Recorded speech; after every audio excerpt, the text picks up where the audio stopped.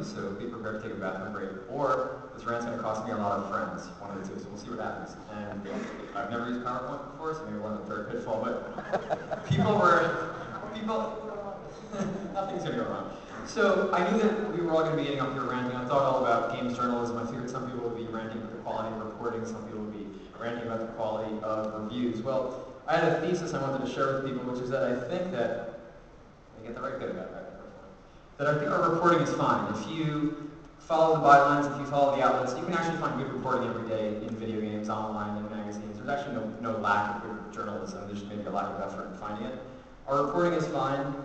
It's our writing that sucks.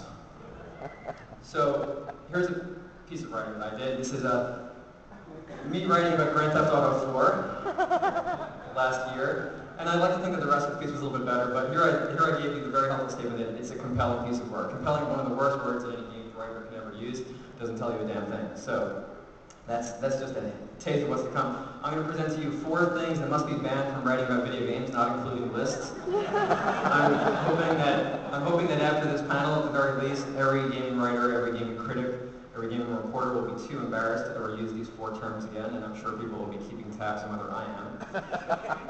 Here's a horrible line that I wrote in 2003 for a column for IGN.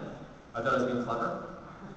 It was just terrible. But it's actually kind of hard to find examples of your own bad writing, not because I'm a great writer, but because you just look at your own stuff and you're like, hey, this is all pretty damn good.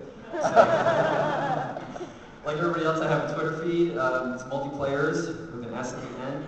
And I put up a request last week and said I need examples of recent bad writing about video games from pro athletes. My writing is eligible. If you have any, please send me a link. Within 1 hour, I got a waterfall response. So some of the results that came through, this is one person. Now bear in mind that I was asking for links to bad games writing. This person said this.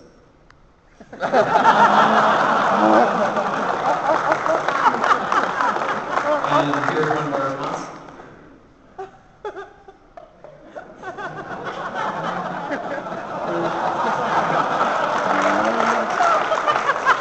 I guess you know, when everybody else is doing something wrong, you shouldn't bring it up just because you're doing it, which is ridiculous. So whatever, that's how people think on the internet. So some people gave me suggestions. So here's a typo from a popular blog that might have been Kotaku. And here's something that Destructoid did where they picked up this...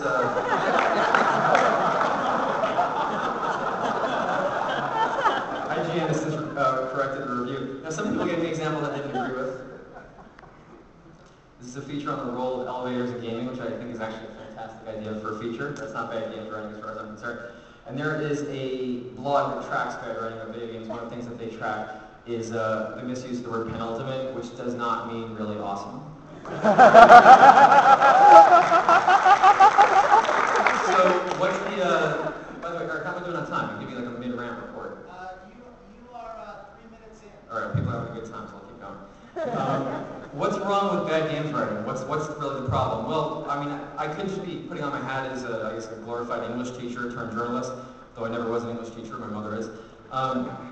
I could just be complaining for complaining's sake, and some people say that, hey, writing about movies is bad, and writing about television is bad. You're going to find typos everywhere, you're going to find poorly constructed sentences. I don't think that's an excuse. I don't think that's justification for writing about games to be as poor as it is.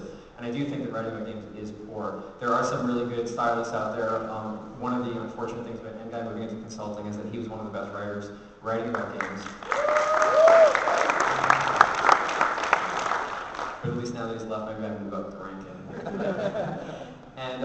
But what's important, I think, is that what everybody should be demanding, the writers should be demanding of themselves, and I think that gamers should be demanding, and developers should be demanding of their writers, is language that is clear, crisp, and confident.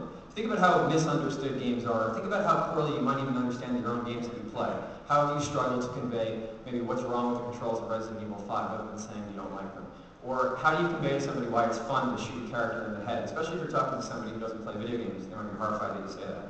How do you say why it's fun to deal drugs in Grand Theft Auto, or do many of the other things that might seem somewhat questionable? And the thing is, what we always do, or what we often do, is we couch what we're saying, we soften what we're saying, we abandon what I think should be the mandate to write in clear, crisp, confident ways, prose, whatever you want to call it there, I wrote my own sentence. Bad speaking beats bad writing. So here comes the ban, because I think that if we knock these words out and people put a little more effort into what they're writing, a little more thought into what they're writing, that this is going to help the discourse about video games, and, I don't think IGN is going to have any more traffic than they already have, and, but it wouldn't hurt. And caveat aside for a sec, the reason you see so much bad writing out there isn't because nobody knows how to write who covers video games. The reason you see so much bad writing is that there hasn't been a demand for it. It's because people are filing 10 pieces a day. They don't have copy editors. There's just so much copy going through. And, we can just let the situation remain, and people can just use this as amusement.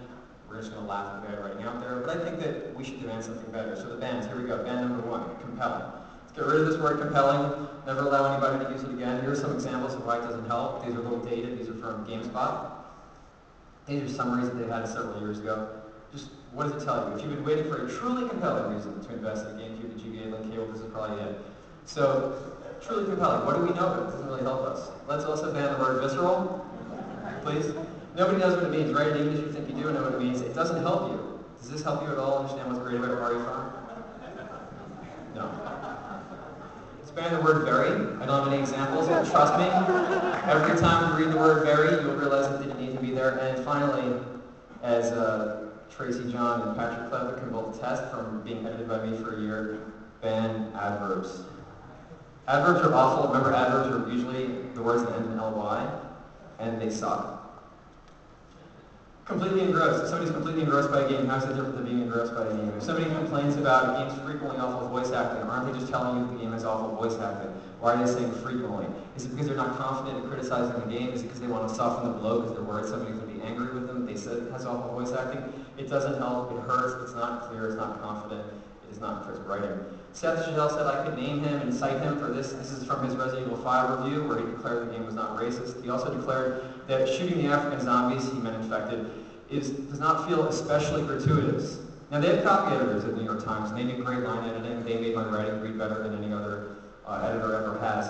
But think about it. What does it mean to say that shooting African zombies doesn't feel especially gratuitous? Why doesn't he just say that it doesn't feel gratuitous or it does feel gratuitous? Instead, I'm guessing, I haven't asked Seth about this line, but I'm guessing that he's backing off saying something that might seem like an extreme statement. And so he's not examining and not exploring, to my satisfaction, and I hope to other readers' satisfaction, what's actually troubling or not troubling about what's going on in the game. So that's my call. Clearly, writing about games needs to be better. Please, if you want to tell me how bad my writing is, here's how you comment.